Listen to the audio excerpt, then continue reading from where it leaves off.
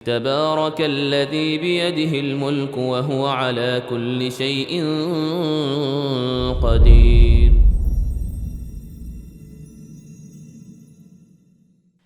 بسم الله الرحمن الرحيم. الحمد لله رب العالمين، وأصلي وسلم على نبينا محمد وعلى آله وصحبه ومن تمسك بسنته إلى يوم الدين أما بعد.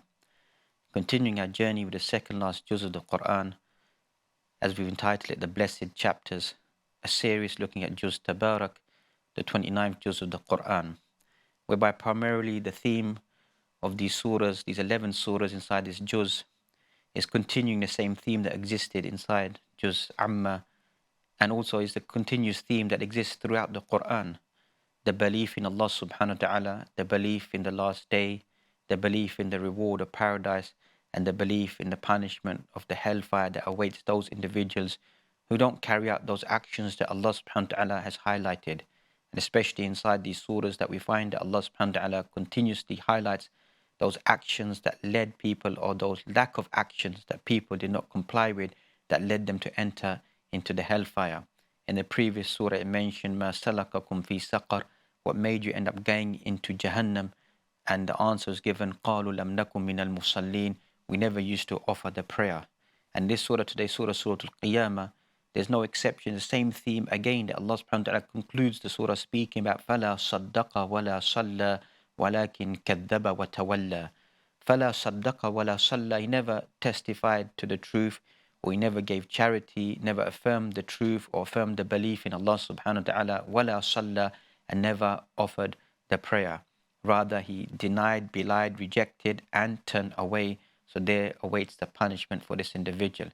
So this surah, Surah Al-Qiyamah, is as if it's a summary of all the previous surahs, or the whole build-up of the Quran to speak about Al-Qiyamah, the resurrection, the standing in front of Allah subhanahu wa ta'ala, and being brought forth for accountability, the actions that we do. So that is the hidden message within these surahs, is to begin to prepare ourselves, that the knowledge that we gain about Allah subhanahu wa ta'ala, the knowledge that we gain in reading the words of Allah subhanahu wa ta'ala, reading the speech of Allah subhanahu wa ta'ala, the Quran, it leads the individual to begin to apply those words inside their life, and to abstain from those warnings, or to stay away from those prohibitions that Allah subhanahu wa ta'ala has told us to stay away from inside the Quran. So this surah, Allah subhanahu wa ta'ala, as we mentioned, the surah is called Surah Al-Qiyamah, the surah of the day of judgment or day of resurrection. Qiyamah, going back to standing in front of Allah subhanahu wa ta'ala. As we mentioned, that there's numerous names of the day of judgment which have been mentioned inside the Quran, some 20 or so direct names. And Imam Qurtubi extracts different sifat or characteristics or different titles, and goes on to mention at least approximately maybe up to 80 different names and attributes or descriptions of the last day mentioned inside the Quran. So Allah subhanahu wa ta'ala begins by mentioning La uqsimu bi yawm al-qiyamah. So amongst the names of this surah, ulama mentions Surah Al-Qiyamah, which is a common name, and another name, as some of the ulama of Tafsir have mentioned, is La uqsimu bi yawm al-qiyamah. The first ayah of this surah is, if I'm not mistaken, Ibn Kathir calls it by this name, La uqsimu bi yawm al-qiyamah. So here Allah subhanahu wa ta'ala has mentioned La uqsimu bi yawm al-qiyamah, this being primarily a Meccan surah, and being an early Meccan surah, because inside this surah it gives an ishara, La tuharrik bihi lisanaka lita'jala bihi, don't hasten your tongue to try to grasp and to understand these words. So based upon this ayah, a number of the ulama tafsir go to the view this must be an early Meccan surah, because here it's speaking about the Prophet ﷺ racing or hastening to grasp the words that Jibreel ﷺ is saying to him, meaning the revelation of the Quran. So this is as if it's an ishara, a point, an ishara towards that this is an early Meccan surah sent in the beginning time of the frame of the Prophet ﷺ. As we mentioned previously, Surah Al-Muzammil, Surah Al-Mudaththir, these are all early Meccan surahs, and also inside the siyaq, the context of the surah, a person can see that this must be an early Meccan surah speaking about primarily the last day. So Allah takes this oath, La uqsimu bi yawm al-qiyamah, is one view, or the other view here, that this is lam of ta'keed, lam of emphasis, of establishment. Many of us who study the basic Arabic language, we think that lam, la, is lamun nafi, lam of negation. So because of our minimal understanding of the Arabic language, we don't understand the importance of the Arabic language, or how even a single harf like lam or ba or fa or waw can change the entire meaning of a context of a sentence or a whole paragraph if we don't have a deep understanding of the Arabic language. So here, la uqsimu bi yawm al-qiyamah isn't a negation. It's actually lam al-ithbat, lam of affirmation, that indeed Allah subhanahu wa ta'ala is taken off by the day of judgment. And this is something which is established. We find in one of the qira'at of al-Bazzi, who shortly said, La uqsimu bi yawm al-qiyamah, that indeed I do swear by the day of judgment, which proves to the view that this lam is one of lam of ta'keed, a lam of emphasis and not a lam of negation. So Allah subhanahu wa ta'ala makes this oath, La uqsimu bi yawm al-qiyamah, I take the oath regarding the day of judgment. La uqsimu bi yawm al-qiyamah, wa la uqsimu bin nafs al-lawwama. Then Allah subhanahu wa ta'ala takes an oath via the reproaching or the blaming soul. So Allah subhanahu wa ta'ala has listed out 3 different types of souls that exist upon the face of this earth. Nafsul lawama, as Ibn Abbas mentioned, is nafsul madhmuma, the nafs that is blaming oneself. So ulama here said that the blame, as Imam Sa'di inside his tafsir, he mentions that this blaming soul isn't necessarily a non-Muslim soul or disbelieving soul. It's even going to be a Muslim, a believing soul, making that request, if only I did more in this dunya, if I carried this out, or blaming himself, I didn't do enough inside this dunya. As also Ibn Kathir makes this ishara inside his tafsir as well. So the nafsul lawama is this soul going between these 2 different phases. And to understand it in easy terms, even for us as an average Muslim, that we find that sometimes a person is on a spiritual high, sometimes a person is spiritual low, sometimes a person obeys Allah subhanahu wa ta'ala, sometimes a person drifts away, and a person continuously has this challenge within themselves that, why did I do this? Why did I carry out doing this action?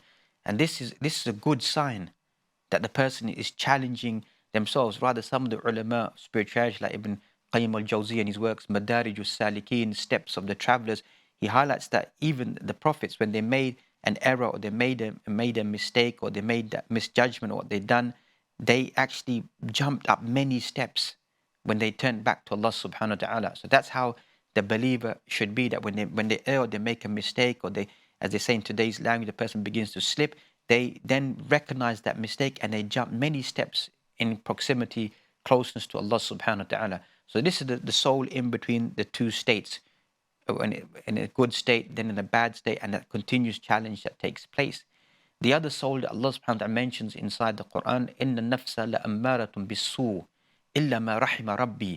And even the context of this verse, it helps to understand what that context is. It's placed inside Surah Yusuf, alayhi salam, the 12th chapter of the Quran, 111 verses, whereby speaking about a context about what took place when the wife of the Aziz, she tried to seduce Yusuf, alayhi salam, and then the truth becomes apparent that she was the one who tried to seduce him. And so then here in the beginning of the Juz here, it mentions, if I'm not mistaken, the 13th Juz, it mentions, Inna nafsa la ammaratun bisu, that indeed the soul is calling towards desires, towards temptation, except for that soul which has the mercy of Allah subhanahu wa ta'ala upon it. Meaning that if a soul of a person is placed inside an environment, it'll be very easy for them to go into a tempestuous environment. If you surround yourself with temptations, with difficulties, with desires, then the soul will begin to yearn and traverse towards the path of desires, no matter how pious a person may claim to be. So a person needs to be vigilant of placing himself inside difficult situations, or in a situation of muharramat, or al-fawahish, of lewdness, or wickedness, or promiscuity, etc. A person tries to stay away from that, because the soul will begin to drift towards that. Or the soul has become so engrossed in sins that it's become in the nafs la ammaratun bisu, that it's always just calling the person towards sinning and disobeying Allah subhanahu wa ta'ala. And the third type of soul is the believing soul in total contentment, total peace. As Allah mentions inside the end of Surah Al-Fajr, Ya ayyatun nafsul mutma'inna, irji'i ila rabbiki radiyatan mardiyya, fadkhuli fi ibadi wadkhuli jannati. Ya ayyatuhan nafsul mutma'inna, O soul in total peace and contentment. So this is the highest level of soul that we can find of the human being that becomes in a total state of peace and submission to Allah subhanahu wa ta'ala. So this is how some of the ulama have described the meaning of an-nafs, the soul of the human being. لا أقسم بيوم القيامة ولا أقسم بنفس اللوامة أيحسب الإنسان ألا نجمع عظامه. Does a human being think now we're not going to be able to resurrect him, bring his bones back to life? Remember, the theme of this surah is the resurrection. And the concept al-ba'th wa nushur, resurrection, being brought forth, being recreated in front of Allah subhanahu wa ta'ala, is a common theme inside the Quran, especially giving a rebuttal to those individuals who don't believe in resurrection, don't believe in the last day. Even as a side point, Surah Al-Baqarah, 286 verses, which is primarily a Medinan surah speaking about ahkam, rules and regulations. Even inside this surah, you find 5 different quite lengthy verses or descriptions about the concept of resurrection inside this Medinan surah. Because as we mentioned, because the concept of resurrection is something that many individuals, they begin to deny or put it at the back of their mind. Also, Allah subhanahu wa ta'ala mentioned another place inside the Quran, زَعْمَ الَّذِينَ كَفَرُوا أَن لَن يُبْعَثُوا قُلْ بَلَى وَرَبِّي لَتُبْعَثُنَّ ثُمَّ لَتُنَبَّؤُنَّ بِمَا عَمِلْتُمْ وَذَلِكَ عَلَى اللَّهِ يَسِيرٌ. زَعْمَ الَّذِينَ كَفَرُوا أَن لَن يُبْعَثُوا. The disbelieving individuals claim أَن لَن يُبْعَثُوا, that we're not going to be resurrected in front of Allah subhanahu wa ta'ala. Indeed, Allah affirms that indeed you will be resurrected and brought forth in front of Allah subhanahu wa ta'ala. Indeed, that is something easy and simple for Allah subhanahu wa ta'ala. So here once again, this questioning, or Allah is giving the affirmation, or the human being thinks that they're not going to be brought forth in front of Allah subhanahu wa ta'ala, just like we find inside Surah Yasin, قُلْ مَنْ يُحْيِيهَا الَّذِي أَنْشَأَهَا أَوَّلَ مَرَّةٍ. Who's going to give life to it the first time, who gave life to it initially, or who's going to bring back these dried, rotten bones? قُلْ مَنْ يُحْيِيهَا الَّذِي أَوَّلَ مَرَّةٍ. One who gave life to it the first time will give life to it once again, or it uses the word al-'idham, the bones, or this rotted away. How is Allah subhanahu wa ta'ala going to give life to the dead, and once again inside al-akhirah? أَيَحْسَبُ الْإِنسَانُ أَلَّا نَجْمَعَ عِظَامًا. Does a human being think that we're not going to be able to bring him back to life or collect his bones once again? And Allah subhanahu wa ta'ala then affirms inside the surah, بَلَا قَادِرِينَ عَلَىٰ أَن نُسَوِّيَ بَنَانَهُ. Indeed, we're able to bring back even his fingertips. We're able to bring them back once again. Meaning that the fingertips are just a small part of the human being. So if Allah subhanahu wa ta'ala can recreate the fingertip exactly how it is, then why can Allah subhanahu wa ta'ala bring the whole rest of the human being back once again? And some ulama or some individuals try to highlight the uniqueness of the fingertip of the human being based upon this verse, that every human being has their own specific fingerprint, which is unique to them. And this is something which is maybe tertiary, slightly far away in works of Tafsir, because the main importance of this verse in the Quran isn't to establish scientific proofs.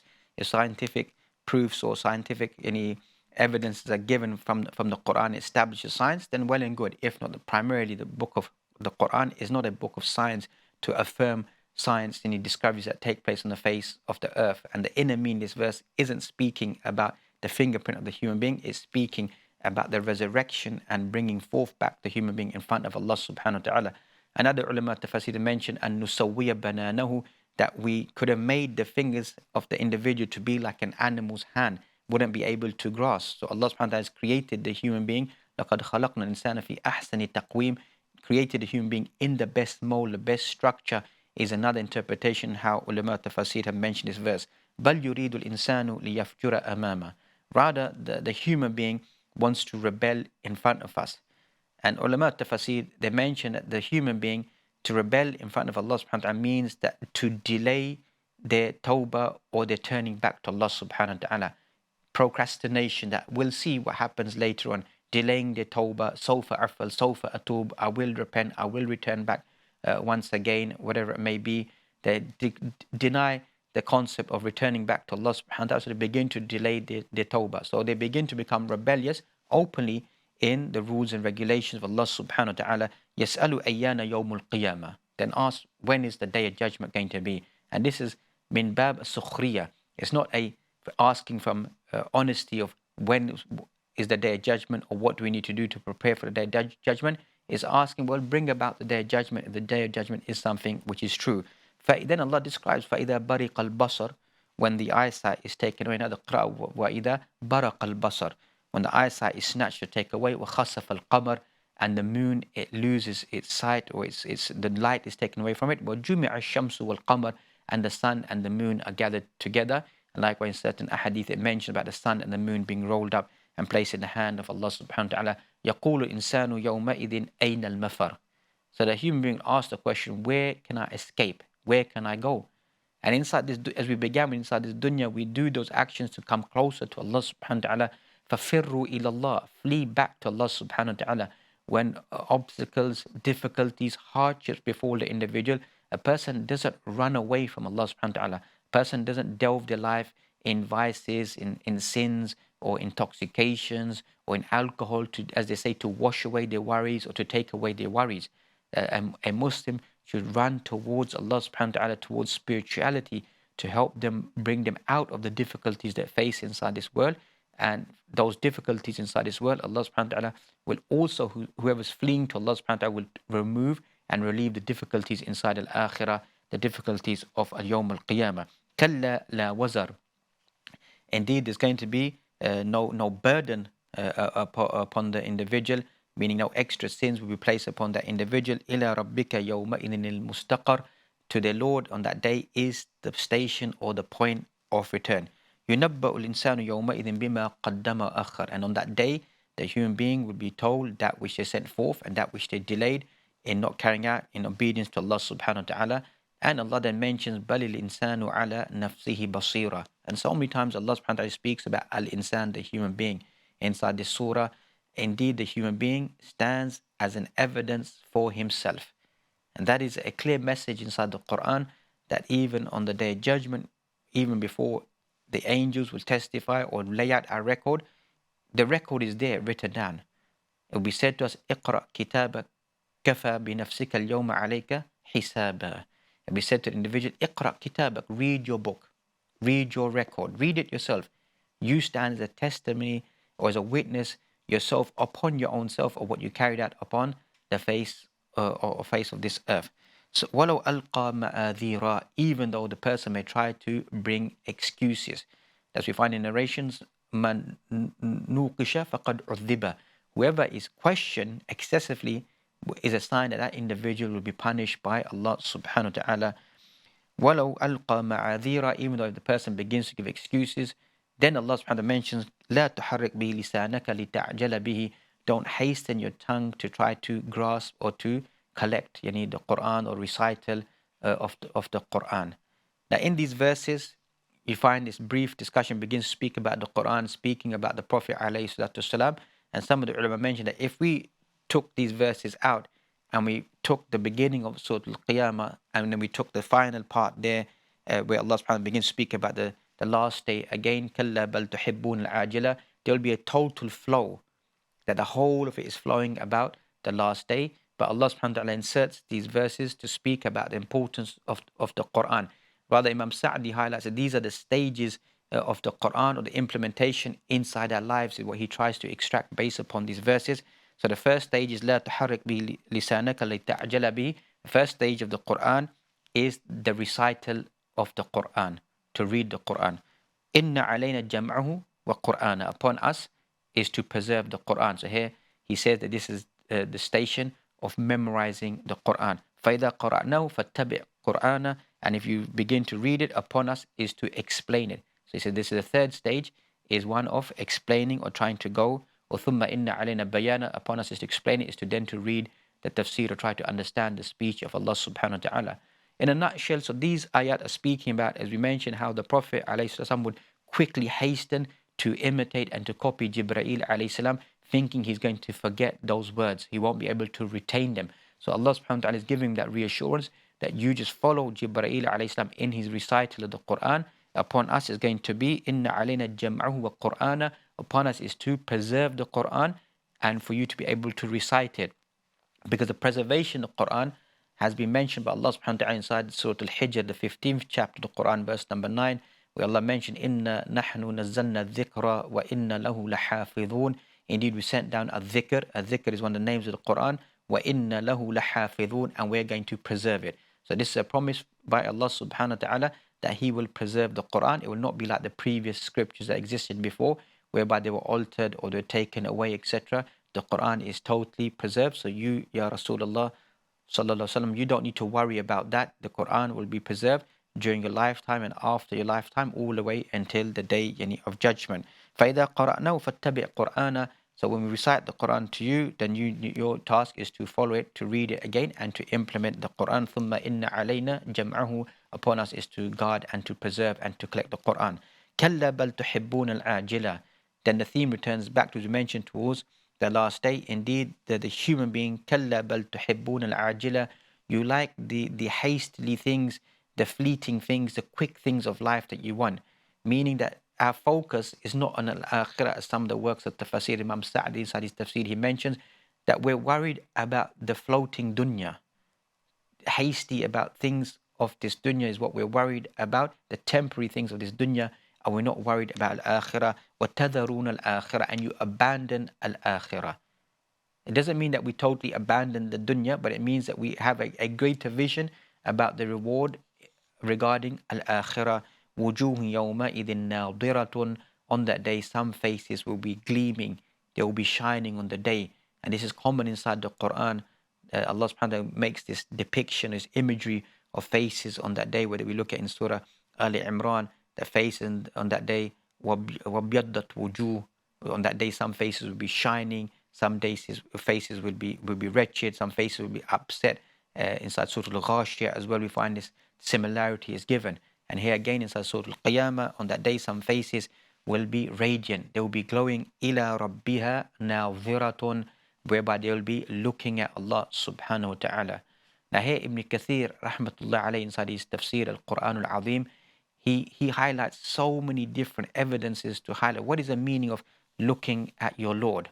And as we mentioned previously as well, that some issues that Muslims may believe in, there seems to be some difference of opinions in terms of belief and aqa'id. And if we all unanimously agree that Ibn Kathir is a source of knowledge and one of the best books of Tafsir that have ever been written, if we go back to Ibn Kathir, what is his discussion and what does he highlight about what does this verse mean? إِلَى رَبِّهَا نَاظِرَةٌ.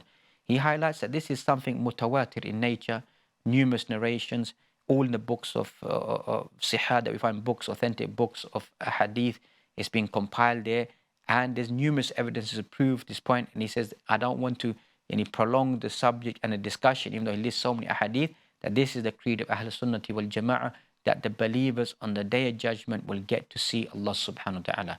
And that is the view that Ibn Kathir clearly highlights categorically inside his tafsir and narrates so many ahadith and says, I could have listed even more evidences to prove that the meaning of this verse is that the believers will get to see Allah subhanahu wa ta'ala. Among some of the evidences that are cited, we find inside Surah Yunus, that we find in the Quran, where it mentions that the believing individuals, لِلَّذِينَ أَحْسَنُوا الْحُسْنَى, those who do good, there will be al-husna will be granted them. Al-husna is one of the names of paradise. لِلَّذِينَ أَحْسَنُوا الْحُسْنَى وَزِيَادَةٌ, and something extra will be granted to them. In the tafsir of this ayah inside Sahih Muslim, the Prophet ﷺ himself explains the meaning of the ziyadatun is an-nadratu ila wajhi Allah subhanahu wa ta'ala, is getting to see the face of Allah subhanahu wa ta'ala on the day of judgment. In numerous ahadith, Ibn Kathir collects and says that the Prophet ﷺ, paraphrasing the hadith, pointed to the moon and he said, do you have any difficulty in visualizing the moon? They said, no, we don't. He said, likewise on that day you won't find any difficulty in being able to visualize and see your Lord Allah subhanahu wa ta'ala. So this is the creed and the belief of Ahl Sunnah wal Jama'ah, that the believing individual get to see Allah subhanahu wa ta'ala on that day. May Allah subhanahu wa ta'ala facilitate that for all of us. Ila rabbiha naziratun, on that day whereby the believers will be glancing and seeing Allah subhanahu wa ta'ala. As we mentioned, this is the view of Ibn Kathir rahmatullah alayh, and the stronger view of the ulama of Ahl Sunnati wal Jama'ah, even though some try to highlight that the word ila here, the preposition here, ila, is referring back to ala'i, is the plural of ala'i. The plural becomes ala'i, becomes the blessings, that they will get to see the blessings of Allah subhanahu wa ta'ala. And Ibn Kathir refutes that and said this is not probable or not plausible inside this context to make this interpretation. any of the usage of such words. Also, we find Allah subhanahu wa ta'ala mentions that Surah Al-Mutaffifin is sort of speaking about the last day as well. Kalla innahum ar-rabbihim yawma idhil lamahjubun. That on the day they will be sealed, there will be a veil preventing them from being able to see Allah subhanahu wa ta'ala. Imam Shafi'i rahmatullah alayhi highlights that this is the evidence that is the opposite for the believers, that the disbelieving individuals will not get to see Allah subhanahu wa ta'ala. There will be veil, or there will be a barrier from them to be able to see Allah subhanahu wa ta'ala. And the believing individuals, the opposite becomes acceptable, or the opposite meaning exists, that the believers get to see Allah subhanahu wa ta'ala on the last day. Wujuhun yawma idin basira. On that day, some faces will be kaliha. They will be in a state of disgrace on that day. تظن أن يفعل بها فاقرة. That they know for a fact that they are going towards a path of destruction. كلا إذا بلغت التراقي. On that day that you find that Qiyamah is now speaking about when a person's soul comes to their throat. And as we find that the day of judgment begins when a person dies. So the day of judgment isn't something far away. Everybody's judgment begins the second that they die.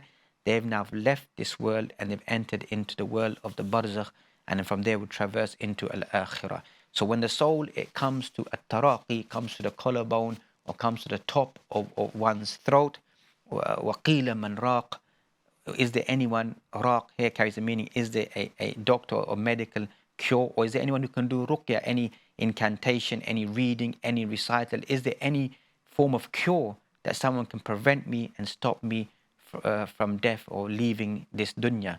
Another place inside the Quran, Surah Al-Qiyamah, which is also the name of the Day of Judgment, the 56th chapter of the Quran, whereby Allah subhanahu wa ta'ala once again speaks about the soul, إِذَا بَلَغَتِ الْحُلْقُومِ, that when the soul comes to the top of the throat, and we are closer to it than you are, and return the soul back, prevent us from taking the soul, snatching the soul and taking it to Allah subhanahu wa ta'ala. So at that moment in time, there's no tawbah.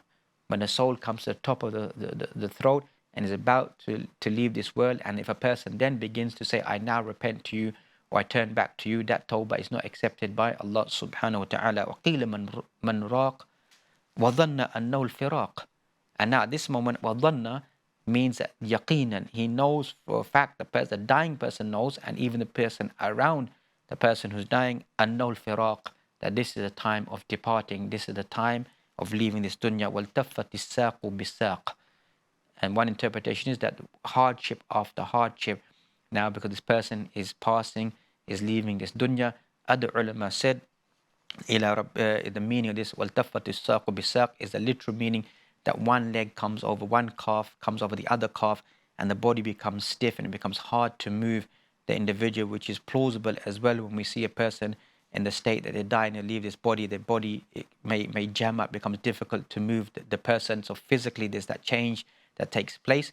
Other ulama says that it's referring to the transition, one hardship to another hardship of moving, or the movement from this world to the next world.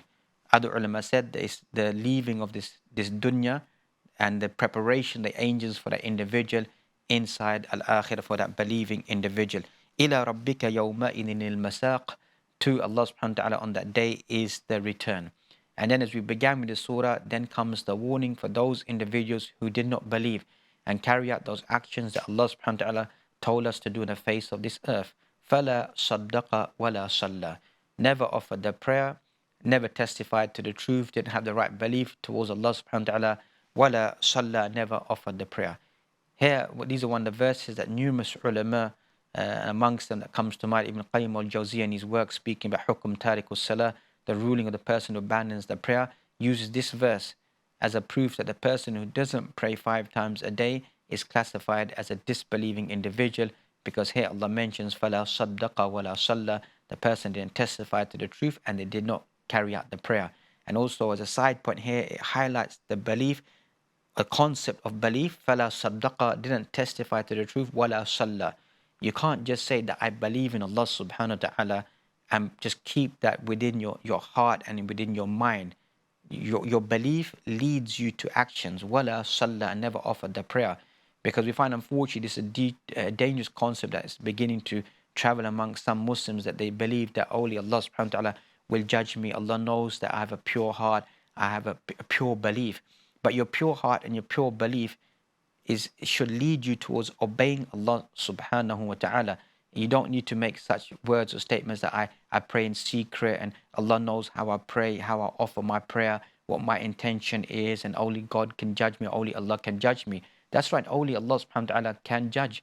But there's certain symbols which are external symbols that by default every single Muslim has to do. A Muslim can't go in a pretense and say that God will judge me if I'm not saying my prayers. Because the default position that Allah subhanahu wa ta'ala has laid out for every single Muslim is not for a pious Muslim or religious Muslim or a scholarly Muslim or a certain type of Muslim or educated Muslim. Allah subhanahu wa ta'ala said that the default position of a Muslim is to pray 5 times a day. Rather, as we mentioned, that the biggest symbol of being a Muslim is the establishment of the prayer. So here Ibn Qayyim al-Jawziyah and numerous other ulama use this verse to prove that a person who doesn't offer the prayer is classified, may Allah forbid, as a disbelieving individual. وَلَكِنْ كَذَّبَ وَتَوَلَّى. Rather, he denied and he turned away. Whether he denied the belief in Allah subhanahu wa ta'ala, denied the prayer, وَتَوَلَّى, turned away from Allah subhanahu wa ta'ala, turned away from the call of the prayer. ثُمَّ ذَهَبَ إِلَىٰ أَهْلِهِ يَتَمَطَّى. And indeed, he went to his family in a state of pride and arrogance. And some ulama say that these verses are speaking about Abu Jahl, the arrogance that he had of turning away from the Prophet Muhammad sallallahu alaihi wasallam. And we said that is common inside these final Meccan surahs, that is addressing primarily the Quraysh, as well speaking about them in these final 2 Juz and Juz Tabarak and Juz Amma. We find a lot of surahs or a lot of verses which go back to speak about the leaders of the Quraysh. ثم ذهب إلى أهله يتمطى. He goes back to his family members in a state of pride and arrogance, belittling the message of the Quran, belittling the Prophet. What is this last day that he speaks about? What is this resurrection? What is this coming in front of Allah subhanahu wa ta'ala? And as we mentioned in the previous surah as well, how they believe that if there is going to be angels or the coming of the day of judgment or the coming of hell, or we enter into hell, we'll fight our way out and come out of hell with the strength that we have. أولى لك فأولى ثم أولى لك فأولى. So then let it be established, let it be established, let it be affirmed, let it be affirmed. This is a form of language in the Quran of tahdeed, that this is going to be a warning, a zajr, that this is definitely what's going to happen to those individuals who reject the belief in Allah subhanahu wa ta'ala. أَيَحْسَبُ الْإِنسَانُ أَن يُتْرَكَ الصُّدَى. Does a human being think that we've left him without any purpose? And because this is a prime message inside the Quran, as we mentioned, negation any of those who don't believe in the last day, or believe that life is just play, amusement, entertainment, everything just happened to come into place. Allah mentioned inside the Quran, أَفَحَسِبْتُمْ أَنَّمَا خَلَقْنَاكُمْ عَبَثًا وَأَنَّكُمْ إِلَيْنَا لَا تُرْجَعُونَ فَتَعَالَى اللَّهُ الْمَلِكُ الْحَقُّ لَا إِلَهَ إِلَّا هُوَ رَبُّ الْعَرْشِ الْكَرِيمِ. In the end of Surah Al-Mu'minun, the 23rd chapter of Quran, أَفَحَسِبْتُمْ أَنَّمَا خَلَقْنَاكُمْ عَبَثًا. Do you think we created you without any purpose, without intent, in vanity? Just Allah subhanahu wa ta'ala just decided to just create the human being. That's exactly what this verse is highlighting as well. It's this man thing that there's no purpose behind the creation of the human being. And then Allah gives this warning or reminds us about the essence of the human being. أَلَمْ يَكُنْ نُطْفَةً مِّن مَّنِيٍّ يُمْنَى. Was not the human being just many was just the water of the human being. That's all that the human being was. So Allah subhanahu wa ta'ala always reminds the essence of the human being inside these final chapters. We look at your initial creation, that you become so pompous and so boastful about who you are on the face of this earth. Go back and look at the initial creation of what you was prior to existence, or becoming whatever you claim to be on the face of this earth. ثُمَّ كَانَ عَلَقَةً فَخَلَقَ فَسَوَّى.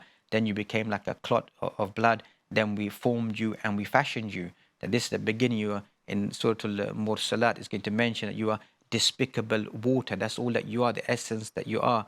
And inside Surah Al-Insan, the following surah, it mentions that created from amshajin nabtalihi, created from the water of the man and the woman. Then we created you to place you in this dunya to test you. فَجَعَلَ مِنْهُ الزَّوْجَيْنِ الذَّكَرَ وَالْأُنْثَى. And from you, from the man and the woman, we've made male and female. So this is the biological discussion the Quran highlights throughout the Quran. وَلَيْسَ الذَّكَرُ كَالْأُنْثَى. That the male is not like the female. Each have their own roles, their own identities, their own actions they need to carry out. But the reward will be exactly the same given to them. Allah subhanahu wa ta'ala does not diminish any form of reward for a male or for a female. and does not diminish the actions that they're carrying out in this dunya. أَلَيْسَ ذَلِكَ بِقَادِرٍ عَلَىٰ أَن يُحْيِيَ الْمَوْتَى. Is not Allah subhanahu wa ta'ala the one who's able to bring life to the dead when they've passed away? And indeed, Bala, indeed Allah subhanahu wa ta'ala is able to do that. We affirm that, as the surah began with, establishing the day of judgment. The surah ends by establishing that coming in front of Allah subhanahu wa ta'ala, resurrecting you once again in front of Allah subhanahu wa ta'ala, is something easy and simple for Allah subhanahu wa ta'ala to do. And as we mentioned, this is the common theme inside the Quran, the theme of resurrection, the theme of the last day, the theme of coming in front of Allah subhanahu wa ta'ala. May Allah subhanahu wa ta'ala give us all the tawfiq and ability to come and stand in front of Allah subhanahu wa ta'ala with good actions, or we done actions to the best of our ability. And no doubt we're going to fall short, and we ask Allah subhanahu wa ta'ala to enshroud us, to cover us with His mercy on that day, whereby there will be no mercy and no shade except for the mercy, the shade of Allah subhanahu wa ta'ala. وَقُولُ قَوْلِ هَذَا وَاسْتَغْفِرُ اللَّهِ وَلَكُمْ وَلِجَمِيعِ الْمُسْلِمِينَ فَاسْتَغْفِرُوهُ إِنَّهُ هُوَ الْغَفُورُ الرَّحِيمُ. تبارك الذي بيده الملك وهو على كل شيء قدير.